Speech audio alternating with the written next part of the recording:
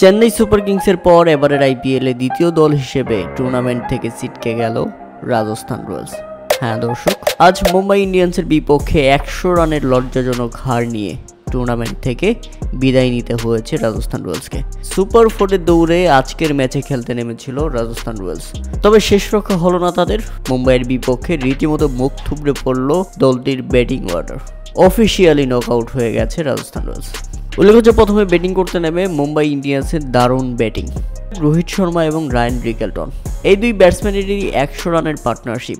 38 বলে 61 রান করেন Ryan Rickelton এবং 36 বলে 53 রান আসে রোহিত শর্মার ব্যাট থেকে। এরপর 217 রানে থামে মুম্বাই ইন্ডিয়ান্স। 23 বলে 48 করেন সূর্যকুমার যাদব এবং 23 বলে 48 করেন হার্দিক পান্ডিয়া। দুই ব্যাটসম্যানই অপরাজিত থেকে মাঠ ছেড়েছেন। আর জবাবে ব্যাটিং করতে নেমে শুরু থেকেই খেই হারিয়ে ফেলে রাজস্থান রয়্যালস। প্রথম ওভারেই বৈভব সূর্যবংশী ডাক মেরে ফিরে যান। এরপর সুবিধা করতে পারেনি ইউজবেন্দ্র জয়সওয়াল। নীতিশ রানা, রায়ান পরাগ এবং শিমরন হেটমায়ার রীতিমতো হতাশ করলে 47 রানের মধ্যেই 5 উইকেট হারিয়ে ফেলে রাজস্থান রয়্যালস। তারপর তাদের অল আউট হয়ে যাওয়াটা ছিল কেবল সময়ের অপেক্ষা। তবে শেষ পর্যন্ত তারা করতে পারে কেবল 117 রান। বাকি 100 রানের বড় পরাজয় নিয়ে মাঠ ছাড়তে হয় রাজস্থান রয়্যালসকে।